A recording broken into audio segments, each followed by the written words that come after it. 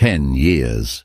For 10 years, Maya had built a new life, brick by painful brick, over the ruins Mark had left behind.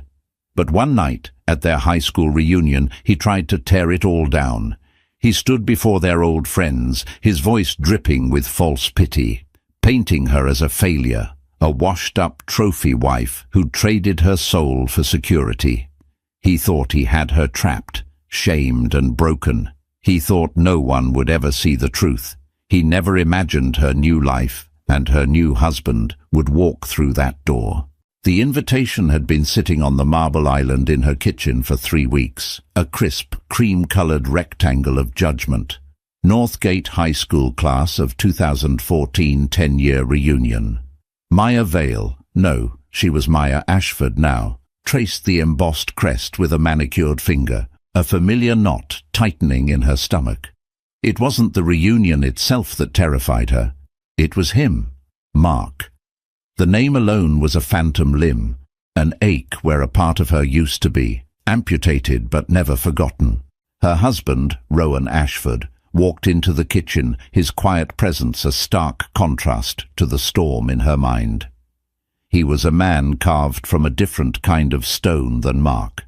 Where Mark was loud, brash ambition, Rowan was the silent, unshakable strength of a mountain. He placed a hand on her shoulder, his touch gentle, his gaze perceptive. "You're thinking about it again," he said, his voice a low, calming rumble. It wasn't a question. Maya let out a breath she didn't realize she'd been holding. "It's ridiculous. Why do I still let him have this power over me? It's been 7 years since the divorce." "Because wounds heal, May, but scars remain. He was your first everything. That kind of history doesn't just evaporate." Rowan's thumb drew a slow circle on her shoulder blade. He understood, more than anyone, the intricate web of her past. He knew the story Mark told the world, the ambitious young lawyer and his supportive, simple wife who just couldn't keep up. But Rowan knew the truth, the constant belittling, the gaslighting, the way Mark had systematically dismantled her confidence until she felt like a ghost in her own life. "I don't want to go," she whispered, turning to face him. His eyes, the color of warm whiskey, held no judgment, only a deep, unwavering affection that still, after 4 years of marriage, sometimes felt too good to be true. "Then we won't," he said simply. That was the thing about Rowan. He never pushed. He offered sanctuary, a quiet place for her to land. It was that very quality that made her want to be stronger. "No, I have to. If I don't, he wins. He'll tell everyone I was too scared to show my face, that I'm hiding." She looked around their kitchen, a sprawling space of glass and steel, overlooking the twinkling lights of downtown Chicago from their penthouse apartment. "He'll say I'm hiding in my gilded cage." The phrase was a direct quote from Mark's last email, a venomous diatribe sent after he'd learned of her engagement to Rowan, a man whose net worth eclipsed Mark's wildest ambitions. Mark had built a successful career as a high-profile litigator, but Rowan Ashford owned the kind of generational wealth that made men like Mark feel small, and Mark hated feeling small. "What he says is a reflection of him, not you," Rowan murmured, pulling her into a gentle embrace. She breathed in his scent, sandalwood and clean linen, a world away from Mark's cloying, expensive cologne that always smelled of insecurity. "Intellectually, I know that," she said, her voice muffled against his chest. "But emotionally, I'm still that 24-year-old girl who believed everything he said about me. That I was lucky to have him. That I wasn't smart enough, or ambitious enough, or interesting enough on my own." The night of the reunion arrived like a slow-motion storm cloud. Maya stood before the full-length mirror in their dressing room, a space larger than her first apartment with Mark. She wore a sapphire blue dress, a simple, elegant sheath that Rowan had picked out. It was understated, yet the color made her blue eyes blaze, and the cut hinted at the strength she'd built, both in the gym and in her soul. She had spent the last 4 years rediscovering the woman Mark had tried to erase. With Rowan's quiet encouragement, she had gone back to school, finishing the art history degree she'd abandoned to support Mark's legal career. She'd started a small but successful consultancy firm, helping private collectors authenticate and curate their acquisitions. She was no longer just Mark's ex-wife or Rowan's wife. She was Maya Ashford, respected, knowledgeable, her own person. So why did she feel like an imposter in her own skin tonight? "You look breathtaking." Rowan's voice from the doorway made her jump. He leaned against the frame, already in his suit, a perfectly tailored Tom Ford masterpiece that made him look less like a businessman and more like a movie star. But his eyes weren't on the dress, they were on her face. "But you also look like you're about to face a firing squad." She gave him a weak smile. Same difference. He walked over, his hands finding her waist. "He's going to try and get to you, May.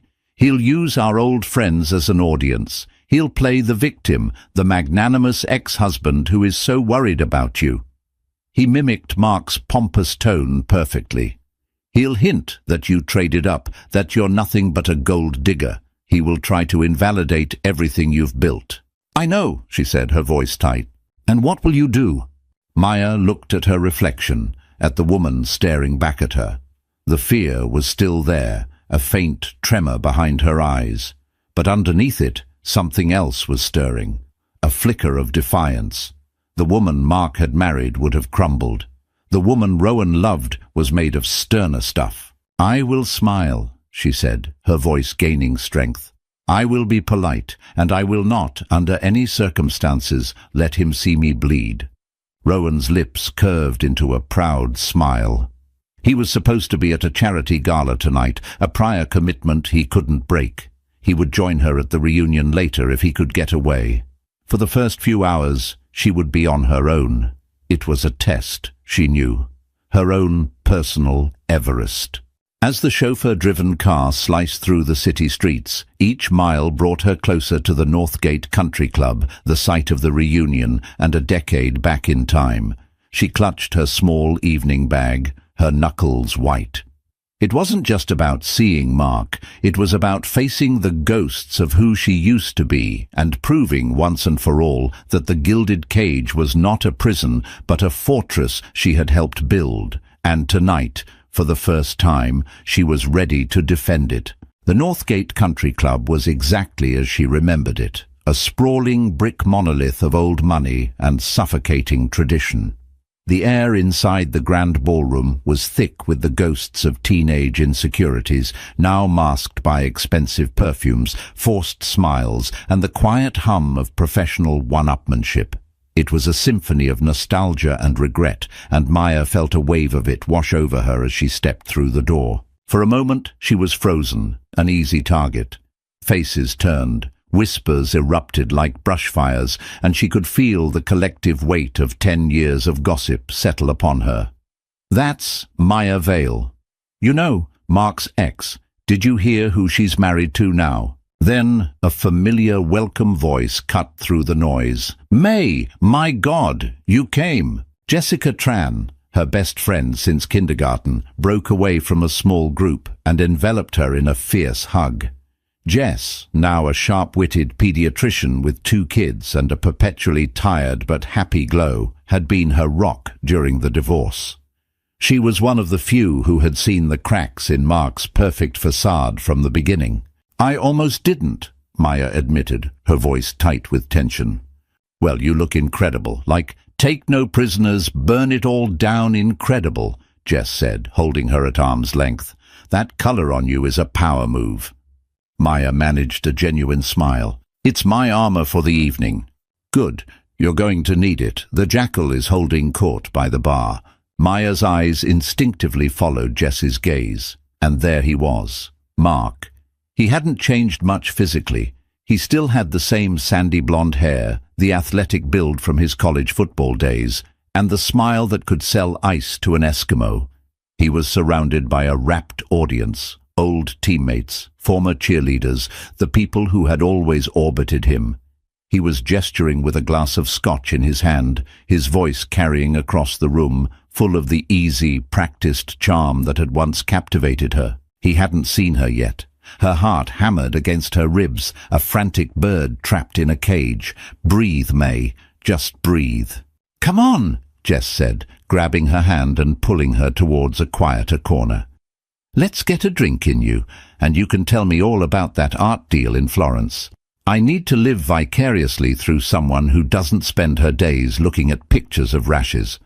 For the next hour, Maya managed to exist in a carefully constructed bubble. She and Jess reconnected with a few genuinely kind people from their past. Nerdy, sweet David Chen, now a successful app developer, and quiet, artistic Sarah Bell, who owned a thriving floral design business. The conversations were light, safe. They talked about careers, families, the absurdity of getting older.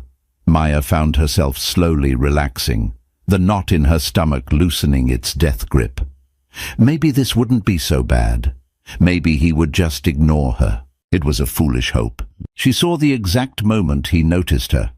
His smile faltered for a fraction of a second. His eyes, the pale, chilly blue she once thought were so beautiful, narrowed slightly. A predator spotting its prey. He excused himself from his group, his movements smooth and deliberate as he began to weave his way through the crowd towards her. Jess squeezed her arm. "Showtime," she muttered under her breath. "Remember who you are." Maya squared her shoulders, her fingers tightening around the cool glass of her sparkling water. She would not run. She would not hide. "Maya, I almost didn't recognize you," Mark said, stopping in front of them. His voice was a silken sheath over a blade. His eyes did a slow, deliberate sweep of her body, from her designer heels to her simple pearl earrings, lingering for a moment on the sapphire and diamond ring Rowan had given her. It was a look designed to be both appreciative and dismissive, as if he were appraising livestock. "You clean up well." It was the same backhanded compliment he'd used for years. "You look nice tonight, May. It's amazing what a little effort can do." The old Maya would have flushed and stammered. The new Maya met his gaze without flinching. "Hello, Mark. You haven't changed at all." She delivered the line with a cool, neutral tone, letting the ambiguity hang in the air. A flicker of annoyance crossed his face before he masked it with his trademark charm. Still the same old Mark, working hard, fighting the good fight. He turned his smile on Jess. "Jess, great to see you. How's the family?" He was playing the part of the gracious, friendly guy, the bigger person. It was a calculated performance for the people who were now subtly watching their interaction. "We're great, Mark," Jess replied, her tone clipped and cool. Mark's attention snapped back to Maya. "So I hear congratulations are in order. You landed the big one, Rowan Ashford. That's impressive. Must be nice not to have to worry about anything anymore." The first shot had been fired. It was subtle, a carefully worded insinuation lobbed in front of their peers. "You didn't earn your life, you married it." "I'm very happy, Mark," Maya said simply, refusing to take the bait. "Oh, I'm sure you are. It's a long way from our tiny walk-up in Wrigleyville, isn't it?" He laughed, a sound that was meant to be shared and nostalgic, but was edged with something sharp and bitter. "Remember how we used to count pennies to afford pizza on a Friday night? I guess you're eating off gold plates now, huh?" He was building his narrative, piece by piece. He was the salt-of-the-earth guy they all remembered, the one who'd built his success from scratch. She was the one who had taken a shortcut, who had abandoned their shared history for a life of unearned luxury. He was creating a power imbalance, casting himself as the relatable hero and her as the detached, unknowable elite. "I remember our history very well, Mark," she said, her voice dropping a notch, a hint of steel entering her tone. "I remember all of it." His smile tightened. He knew she wasn't just talking about the pizza. She was talking about the nights she'd stayed up typing his briefs, the promising job interviews she'd turned down so she could support his dreams, the inheritance from her grandmother that had paid for his bar exam fees, an investment he had long since forgotten to mention. He was about to retort when someone clapped him on the shoulder. It was Tom Riley, the former quarterback and one of Mark's closest acolytes. "Mark, buddy, we're about to do toasts. You've got to say a few words." Mark's face lit up. An audience, a microphone. It was his natural habitat. He gave Maya a final, condescending smirk. "You'll have to excuse me. Some of us still have to network." He turned and walked towards the stage, leaving Maya standing in the silent, churning wake of his arrival. Jess let out a low whistle. The narcissist has landed, and he's preparing for a public execution. Maya watched him take the stage, her blood running cold. This was worse than she had imagined. He wasn't just going to shame her in a private conversation. He was going to do it in front of everyone. The clinking of a knife against a champagne flute cut through the ballroom's chatter, a high, piercing sound that demanded attention. Every head turned towards the small, makeshift stage where Mark stood, bathed in the warm glow of a spotlight. He held a microphone in one hand and his half-empty glass of scotch in the other, looking every bit the master of ceremonies. To anyone who didn't know him, he looked confident, charming, and completely at ease. Maya knew better.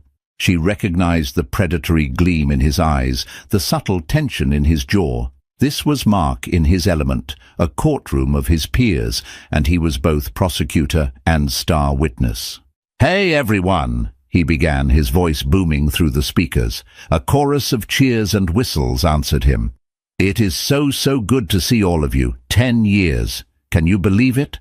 Some of us look a little older." He paused for laughter. "Some of us look a little richer." His eyes swept the room and landed, for a pointed second, on Maya. "And some of us are just happy to still be standing." He was a master of insinuation. Each word was a carefully chosen pebble tossed into the pond of public opinion to create ripples of speculation. Maya stood rigid, Jess's hand a warm, steadying presence on her back. She could feel the curious glances of their classmates, their faces a mixture of intrigue and pity. "I look around this room and I see a lot of success stories," Mark continued, his tone shifting to one of feigned sincerity. "Doctors, entrepreneurs, parents, people who have worked their tails off to build something real, something they can be proud of." He took a sip of his scotch, letting the statement hang in the air. The subtext was clear. Real success was earned through struggle, not marriage. His gaze found Maya again, this time holding it. He raised his glass in a mock toast. "And I want to give a special shout-out to my ex-wife, Maya Vale." A murmur went through the crowd. It was audacious, even for Mark. To call her out by her maiden name, to do it so publicly. It was a calculated move to strip her of her current identity and drag her back into a past he controlled. "Some of you might not know, but May and I were high school sweethearts. We built a life together from nothing." He shook his head, a sad, nostalgic smile playing on his lips. "I put everything I had into my career, into building a future for us. And she was right there alongside me, for a while." The phrase, "for a while," was laced with a delicate poison. It suggested she had abandoned the mission, that she had lacked the fortitude to see the struggle through. Maya's hands clenched into fists at her sides. She could feel the blood pounding in her ears. He was rewriting their history in real time, painting himself as the hard-working, forsaken husband. "Life takes us in different directions," he went on, his voice dripping with false magnanimity. "Paths diverge. People change. And while my path was maybe a little steeper, a little harder, I wouldn't trade the grind for anything. It builds character. It teaches you what's really important." He was spinning a web, and she was at the center of it. Every word was designed to diminish her, to frame her present happiness as shallow and unearned. He was preying on the classic trope of the gold digger, a narrative as old as time and just as effective. He knew that in a room full of people who had spent the last decade climbing corporate ladders and paying off mortgages, his story of grit would be far more relatable than her story of marrying a billionaire. A woman near them, someone Maya vaguely remembered as a cheerleader named Tiffany, whispered to her friend, just loud enough to be heard, "Wow, I always wondered what happened with them. He seemed so broken up about it." Maya's stomach churned. It was working. He was casting his spell, and they were all falling under it. "But you know," Mark said, leaning into the microphone, his voice dropping into a confidential, almost confessional tone, "I worry about her sometimes. I do." He looked directly at Maya now, his eyes filled with a theatrical concern that made her skin crawl. "When you get handed everything on a silver platter, you can lose touch with reality. You can forget who you are, where you came from. You can forget the people who were there for you when you had nothing." This was the first stone. It wasn't a direct accusation, but an expression of concern. It was a masterful piece of manipulation, framing his cruelty as kindness. He wasn't attacking her, he was worried about her. He was the good guy, the caring ex-husband who just wanted what was best for her.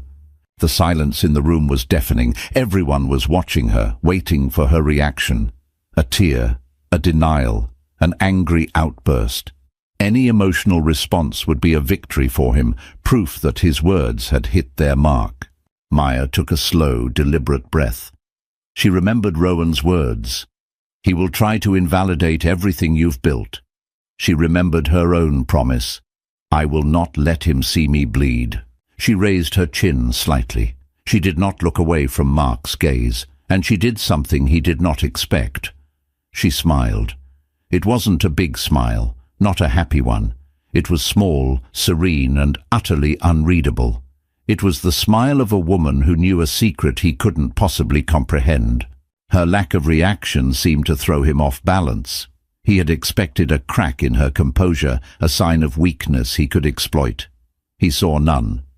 He faltered for a moment, his folksy charm evaporating, revealing the raw animosity beneath. He recovered quickly, ending his toast with a flourish. "So, here's to the class of 2014, to hard work, to real success, and to never forgetting who you are." A smattering of applause broke the tension, but it was hesitant.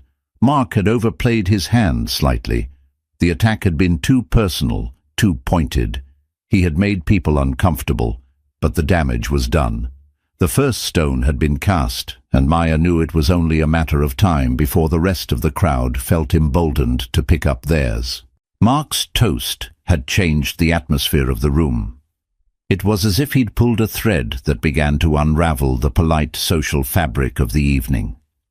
The air, once filled with cheerful reminiscence, was now charged with the electric hum of gossip. Maya felt like a specimen under glass, the subject of 100 silent conversations. The whispers were everywhere, discreet but palpable. She could see them in the quick, sidelong glances, the heads bent together in conspiratorial huddles, the sudden silences that fell when she walked past a group. Jess, fiercely loyal, tried to run interference. "Don't listen to them, May. They're vultures. They feed on this stuff." But the judgments were impossible to ignore. They were subtle, delivered not in outright accusations, but in the careful phrasing of questions. "Maya, it's so good to see you." It was Bethany Wells, a woman who had peaked in high school as the queen bee and now seemed desperate to cling to any semblance of social relevance. Her smile was wide, but her eyes were sharp and probing. "We were all so surprised to hear about you and Mark. You two seemed so perfect. And then, wow, Rowan Ashford. What a whirlwind that must have been." The implication was clear. How did someone like you land someone like him so quickly? "It's been a wonderful 4 years," Maya replied evenly, refusing to elaborate. Her brevity was a shield, but Bethany saw it as a challenge. "I can imagine. I saw your picture in Chicago Monthly last winter from that hospital fundraiser. The Ashford Foundation, right? It must be incredible being a part of that. So different from, bake sales and PTA meetings." Bethany's laugh was brittle. It was a classic mean girl tactic. Feign admiration while simultaneously highlighting their perceived differences to create a sense of otherness. She was reminding everyone that Maya no longer belonged to their world. Before Maya could respond, Scott Peterson, one of Mark's former football buddies, sauntered over, a beer in his hand and a smug look on his face. "Vale! Or Ashford, I guess. Mark was just telling us about the old days. Man, we were broke back then. But we had fun, didn't we? Nothing beats earning your first real paycheck, you know. He clapped Mark, who had conveniently reappeared on the back. This guy's a killer in the courtroom. Built his firm from the ground up. You must be so proud of him. The question was a deliberate jab designed to force her into an awkward position. If she agreed, she validated Mark. If she disagreed, she looked bitter. Mark's ambition was always one of his defining qualities, she said, her voice a carefully polished surface. It was the truth, but stripped of any warmth. Mark draped an arm around Scott's shoulders, playing the part of the magnanimous leader. "Oh, that's ancient history, Scotty. We've all moved on to bigger and better things." He looked at Maya. "Some of us just had to climb a taller ladder to get there." The whispers grew louder, the judgments more pronounced. Each interaction was a small paper cut, insignificant on its own, but collectively they were beginning to bleed her resolve. Mark had successfully poisoned the well. He had framed the narrative, and now his allies were reinforcing it. They saw him as the self-made man, the relatable guy from their shared past. They saw her as an outsider who had cashed in her ticket for an easy life. The most painful part was the silence of those who should have known better. People she had considered friends, people who had been to her and Mark's first apartment, who had seen her working 2 jobs to support them while he was in law school. They now stood by, their faces averted, unwilling to challenge Mark's version of events. Their silence was a form of complicity, a quiet endorsement of his cruelty. It fed her deepest fear, that Mark had been right all along, that she was forgettable, insignificant, her contributions easily erased from history. She retreated to a small, empty table in the corner, needing a moment to breathe. The ballroom felt like it was closing in on her, the cheerful music a mocking counterpoint to the turmoil in her chest. She watched Mark work the room, laughing, shaking hands, accepting pats on the back. He was glowing with a victor's confidence. He was not just shaming her, he was rallying support, solidifying his social standing at her expense. This was his hidden motive, she realized. It wasn't just about hurting her, it was about power. In their small shared world of Northgate High alumni, he was re-establishing his dominance. He was settling a score that had nothing to do with their marriage and everything to do with his own fragile ego, which had been wounded by her marrying a man far more successful than he could ever hope to be. A figure approached her table, and she braced herself for another assault. But it was David Chen, the quiet tech developer from earlier. He held 2 bottles of water, offering one to her. I thought you might need this," he said, his eyes kind. "He's being a real jerk." Tears pricked Maya's eyes, a sudden sharp sting of gratitude. "Thank you, David. I remember how you used to help me with my calculus homework in the library, even when you were swamped with your own stuff," he said, sitting down. "And I remember you spotting me $20 for a concert ticket when my dad had cut off my allowance. You were always one of the good ones, May." His simple act of decency was a lifeline in a sea of judgment. It was a reminder that not everyone had bought into Mark's lies. "He's telling everyone I'm some kind of kept woman," she said, her voice trembling slightly. David snorted. "Anyone who believes that is an idiot. Mark was always an expert at making himself look good by making other people look bad. Some things never change."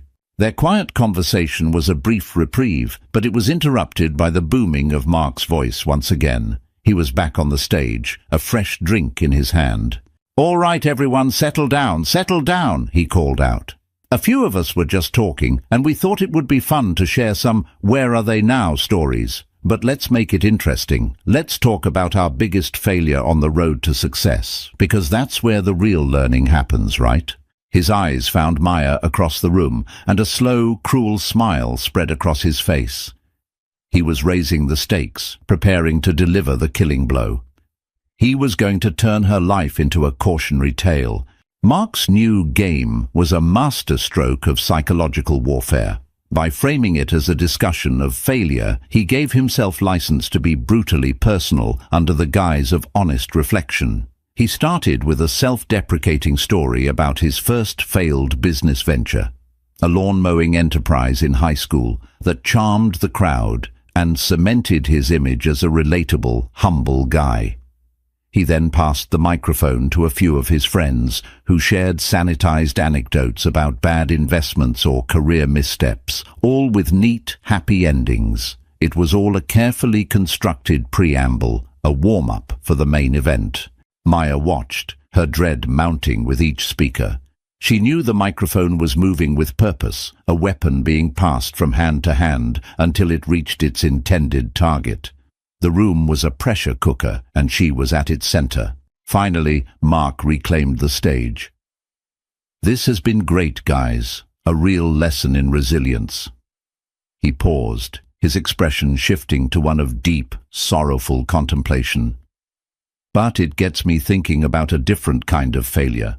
Not a business failure, but a personal one." He looked out over the crowd, his gaze sweeping past Maya as if he were just speaking to the room at large, but the focus of his energy was unmistakable.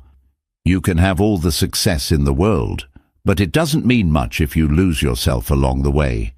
I once knew someone who had so much potential, so much light. She was an artist, brilliant. She could have done anything." Maya's breath hitched. He was talking about her.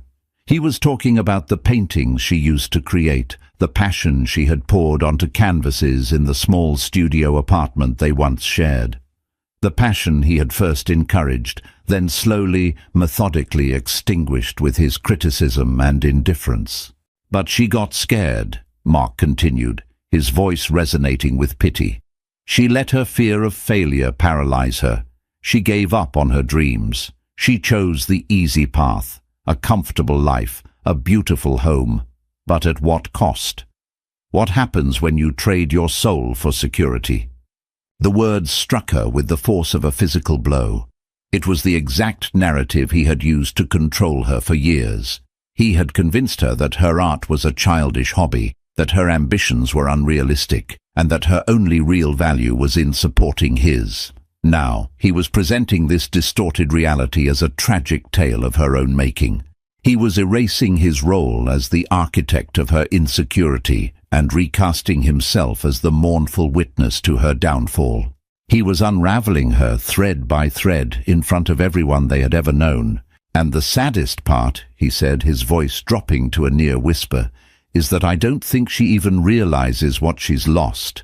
She's living in a beautiful gilded cage, but she's forgotten how to fly." He finally turned his gaze directly to her, his eyes filled with a chilling mixture of pity and contempt. "I see her now, and all I see is a ghost of the girl I used to know. And that, my friends, is a tragedy." Silence, thick, suffocating silence. He had done it. He had painted her as a hollow shell, a failure not of career, but of character, a woman who had sold her very essence for a life of luxury. It was a perfect, damning portrait, and in the shocked, pitying faces of her classmates, she could see that they believed him. The carefully constructed walls of her composure began to crumble. The sapphire dress felt like a costume, her confidence a fragile mask. Underneath, she was that 24-year-old girl again, the one who looked in the mirror and saw only what Mark told her was there. Not enough. Never enough. The room began to spin, the faces blurring into a kaleidoscope of judgment. The whispers were no longer whispers, they were a roar in her ears. Gold digger, failure, empty, ghost. Jess grabbed her hand, her knuckles white. "May, breathe, he's lying, it's all lies." But the lies were so potent because they were built around a kernel of her own buried fears. Had she taken the easy way out? Was her life with Rowan, as wonderful and loving as it was, a beautiful distraction from her own abandoned potential? Mark's poison was working because it was activating a poison she had been carrying inside herself for years. He had won. He had stripped her bare, exposed her deepest insecurities, and invalidated her entire existence in less than 5 minutes. He stepped off the stage, not looking at her, his work complete. He was immediately surrounded by sympathetic friends, offering him a consoling pat on the shoulder, their expressions confirming that they saw him as the noble, wounded party. Maya felt a desperate need to flee, to run from the room, from the pitying stares, from the suffocating weight of Mark's narrative. She took a half step towards the exit, her vision tunneling. And then the grand ballroom doors at the far end of the room swung open. A man stepped inside. He wasn't loud or ostentatious, but his presence seemed to suck the very air out of the room. He was tall and impeccably dressed, but it was the aura of quiet, unshakable authority that commanded instant attention. He stood for a moment, his whiskey-colored eyes scanning the crowd with a calm, discerning intelligence. He wasn't looking for anyone in particular, but the room's entire social ecosystem seemed to shift and recalibrate around him. The whispers started again, but this time they were different. They were not filled with gossip and judgment, but with awe and disbelief. "Is that— Oh my God, it is! That's Rowan Ashford!" He saw her. Across the crowded room, his eyes found hers. The noise, the judgment, the crushing weight of Mark's words. It all seemed to fade into the background. He didn't smile. He didn't need to. His gaze was a lifeline. A silent promise. "I'm here."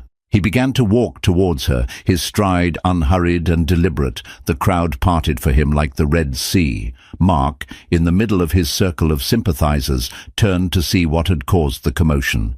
His face, flushed with victory just moments before, went slack. The color drained from it, leaving behind a pasty, shocked pallor. The hunter had just realized that a much larger, more dangerous predator had entered his territory. Rowan's entrance was not an arrival. It was an event. He moved through the ballroom with an economy of motion that bespoke a man utterly comfortable in his own skin, a man for whom rooms like this were not a stage for performance, but simply a space to be occupied. The collective gaze of the Northgate High alumni followed him, a ripple of silent awe and frantic reassessment spreading through the crowd. This was not just a successful man.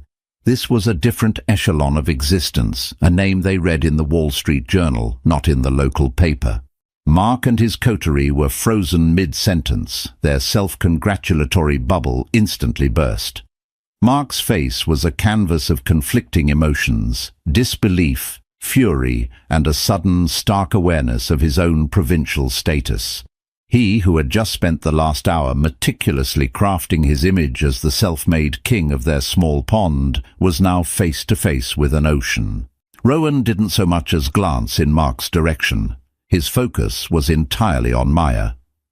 As he drew closer, he saw the tremor in her hands, the sheen of unshed tears in her eyes, the fragile way she held herself together.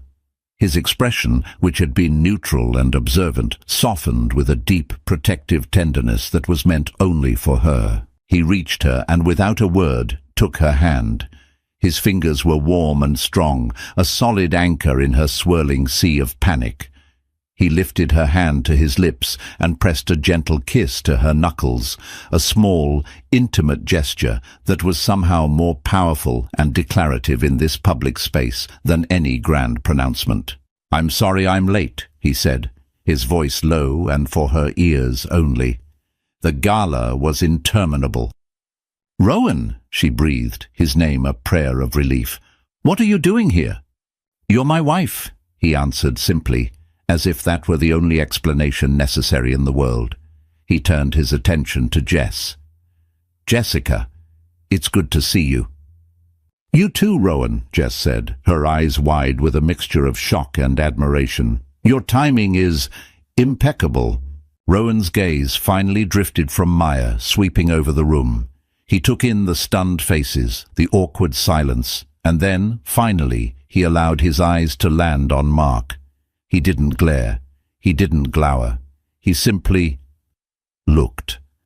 It was a calm, appraising gaze, the kind a geologist might give a common rock.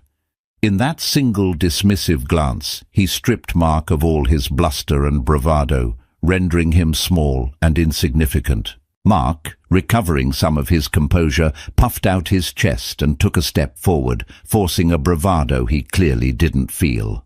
"Ashford, I'm Mark Reynolds, Maya's ex-husband. We haven't been formally introduced." He stuck out his hand, a desperate attempt to assert some form of equality, to prove he belonged in the same ring. Rowan looked down at the offered hand for a long moment, not with contempt, but with a kind of detached curiosity.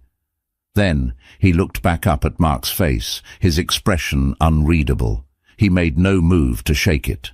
"An introduction isn't necessary," Rowan said, his voice quiet but carrying with absolute clarity in the silent room. "I know who you are." The simple statement was devastating. It implied a history, a knowledge that went beyond a simple name. The hand Mark had offered hung in the air for a painful second before he awkwardly let it drop to his side. A flush of angry humiliation crept up his neck. Rowan turned his body slightly, creating a subtle but unmistakable barrier between Mark and Maya. He had taken control of the space, of the entire dynamic, without raising his voice or making a single threatening move. His power wasn't in what he did, but in what he didn't need to do. "I believe you were entertaining everyone with stories," Rowan said, his eyes still on Mark. "Something about failure?" Mark swallowed hard. "Just some old friends sharing stories. You know how it is?" "I'm not sure I do," Rowan replied, his tone still mild, almost conversational. "My wife is one of the most resilient and courageous people I have ever met. Her definition of success might differ from yours. You see, she measures it not by the noise you make, but by the quiet integrity with which you build a life. Not by the dreams you loudly proclaim, but by the ones you quietly, diligently achieve." Each word was a precise, surgical cut, dismantling the very foundation of the narrative Mark had so carefully constructed. He wasn't just defending Maya, he was redefining the terms of the entire debate. Maya stared at him, her heart swelling with a feeling so immense she could hardly contain it. He hadn't stormed in, fists swinging. He hadn't caused a scene. He was defending her with his intelligence, his dignity, and his unwavering belief in her. He was showing everyone in the room the man he was, and in doing so, he was showing them the woman he saw when he looked at her. The onlookers were captivated. This was a drama far more compelling than Mark's self-pitying monologue. It was a quiet, deadly clash of two vastly different kinds of power. One was loud, insecure, and built on the subjugation of others. The other was quiet, absolute, and rooted in conviction. "I think," Rowan said, his gaze finally releasing Mark and turning to the rest of the room, a hint of steel now underlying his calm tone, "that the game is over." He then looked back at Maya, his face softening once more. "Shall we get some air?" He didn't wait for an answer. Keeping her hand firmly in his, he began to lead her away from the toxic epicenter of the room. The crowd once again parted for them. They walked past the stunned faces, the open mouths, the dawning comprehension in the eyes of their classmates. As they reached the doors, Maya chanced one last look back. Mark was standing alone, his former audience having subtly drifted away, not wanting to be associated with the losing side. He looked deflated, his cheap victory having turned to ash in his mouth. For the first time that night, he looked exactly like what he was, a bully who had just been put in his place. The cool night air was a balm on Maya's flushed skin. Rowan led her through a set of French doors onto a deserted stone terrace overlooking the golf course. The manicured green, bathed in the silvery light of the moon, was a landscape of perfect, ordered calm, a world away from the social battlefield inside. For a long moment they stood in silence, the distant sound of the party a muted thrum behind them. Maya finally let out a shuddering breath, the tension of the last few hours releasing from her body in a wave. "Thank you," she whispered, her voice thick with emotion. "You didn't have to do that." "Yes," Rowan said, turning to face her, his hands finding hers and holding them gently. "I did. I will not stand by and allow someone to speak about my wife that way, ever. He made me feel so small," she confessed, the shame of it still clinging to her. For a minute there, I almost believed him. I almost believed I was that person he described. He described a ghost, Rowan said, his voice firm, a fiction he created to soothe his own ego. The woman I see is a brilliant art consultant who single-handedly brokered the acquisition of a Monet for one of the most demanding collectors in the world. The woman I see is a partner, my most trusted advisor. The woman I see just secured a seat on the board of the Children's Literacy Foundation. A ghost couldn't do that, May. Only a formidable woman could. He was listing her accomplishments, not as a defense, but as a statement of fact. He was holding up a mirror, forcing her to see the reflection he saw, the truth that Mark's vitriol had tried to obscure. Just then, the French doors opened again. It was Mark. His face was a thunderous mask of rage. The public humiliation had festered, and his need for confrontation had overridden any sense of self-preservation. "I need to talk to you," he snarled, pointing a finger at Maya. "Alone." Rowan stepped forward slightly, a subtle but impassable shield. "I don't think so." "This is between me and her," Mark insisted, his voice rising. "This is about our history. You have no idea what we went through." "Oh, but I think I do," Rowan said, his voice dropping to a dangerously quiet level. The calm conversationalist was gone, replaced by a man of cold, hard authority. "I know, for instance, about the inheritance your wife received from her grandmother, the one that paid for your law school tuition and bar exam fees. An inheritance that was never repaid, not even acknowledged. I suppose that was part of the struggle you built your career on." Mark's jaw went slack. He looked as if Rowan had slapped him. How did you know that?" "When I fell in love with Maya, I made it my business to understand everything she had been through," Rowan said, his eyes like chips of ice. "I know about the job offer she had from the Art Institute of Chicago, the one you convinced her to turn down because it would have required her to travel, and you needed her home to type your briefs and host dinners for your partners. You called it a sacrifice for our future. An interesting term for sabotaging your wife's career to advance your own." Maya stared at Rowan, stunned. She had told him these things, of course, in quiet, tearful confessions over the years. But to hear them laid out so clinically, so factually, as evidence in a case against Mark, it was breathtaking.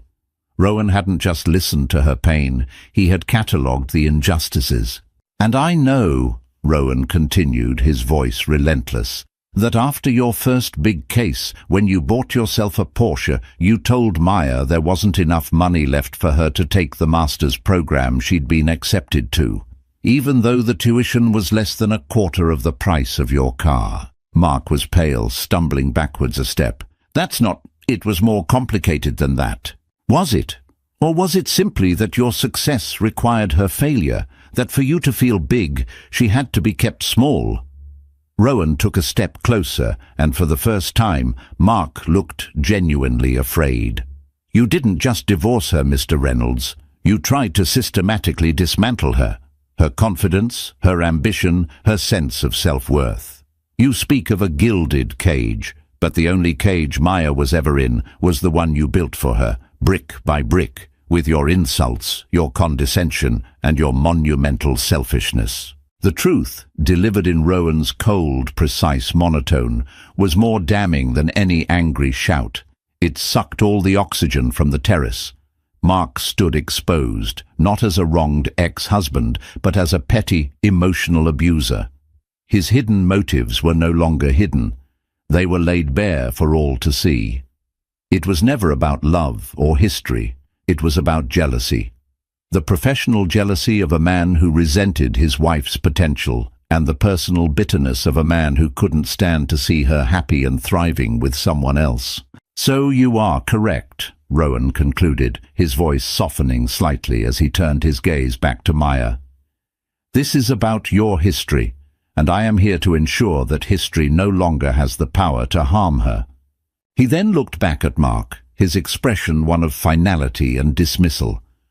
"You are a footnote in my wife's story, Mr. Reynolds. I suggest you learn to accept that." With that, Rowan took Maya's hand, turned his back on the sputtering, defeated man, and led her away from the terrace, leaving Mark alone with the wreckage of his own lies. It wasn't a loud victory, but a quiet one, a quiet defense that had roared like a lion. When Rowan and Maya stepped back into the ballroom, the atmosphere was electric. The confrontation on the terrace hadn't been seen, but the shift in power that occurred when Rowan arrived was still palpable. Mark stumbled in a moment later, his face ashen, his bravado utterly gone. He looked like a deflated balloon, and the sight of his defeat was a truth more potent than any gossip. He avoided everyone's eyes, making a beeline for the bar, where he downed a glass of scotch in one go. The spell was broken. The narrative Mark had so carefully woven had been shredded. People who had been quick to offer him sympathy and join in the judgment of Maya now seemed uncertain, their allegiances shifting in the face of a new, undeniable reality. They began to look at Maya differently, not with pity, but with a dawning respect.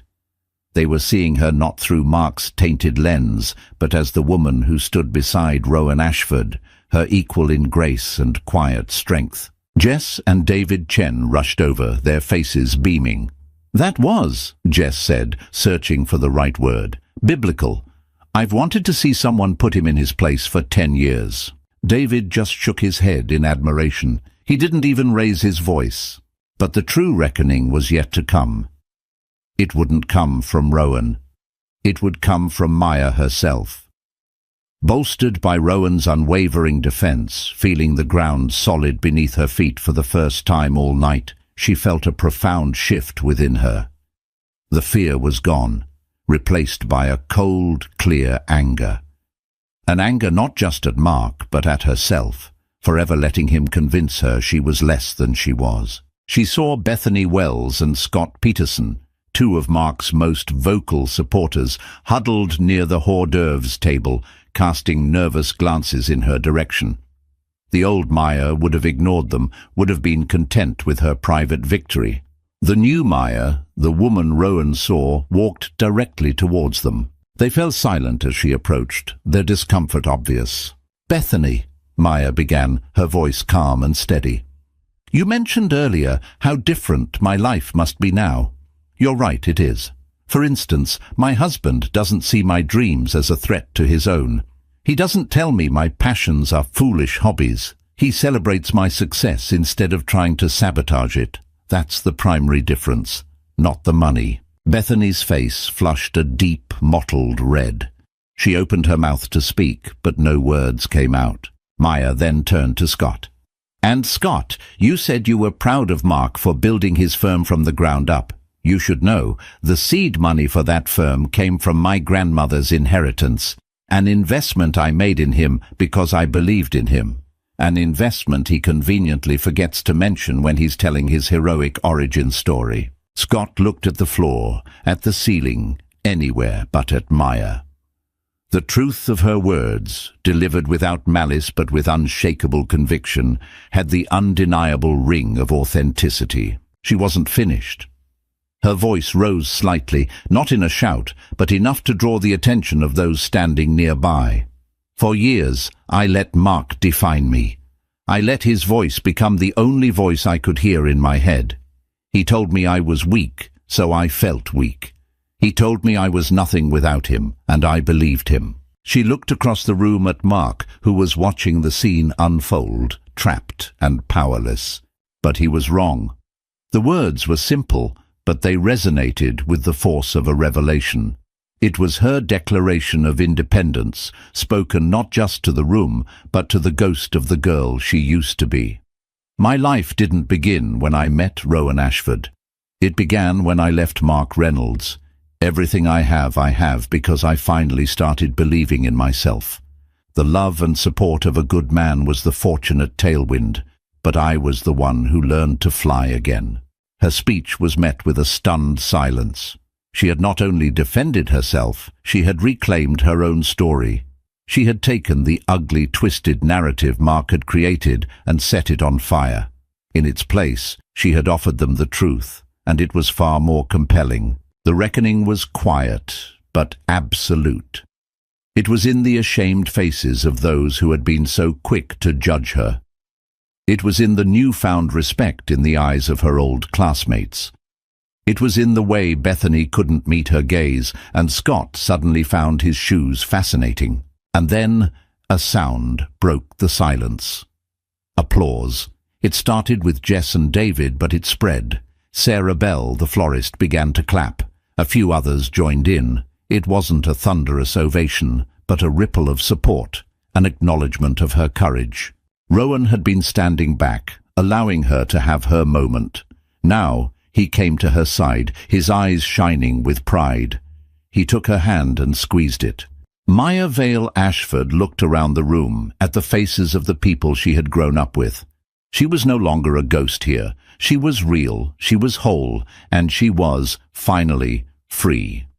The reunion was no longer a lion's den. It was just a room full of people, and she was no longer afraid. Maya's story is a powerful reminder that our past doesn't have to define our future. It shows that true strength isn't about never falling down. It's about having the courage to get back up and reclaim your own narrative.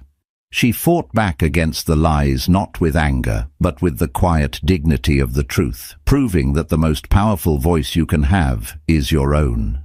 Her journey from a gilded cage to a life of authentic freedom is an inspiration to anyone who has ever felt small.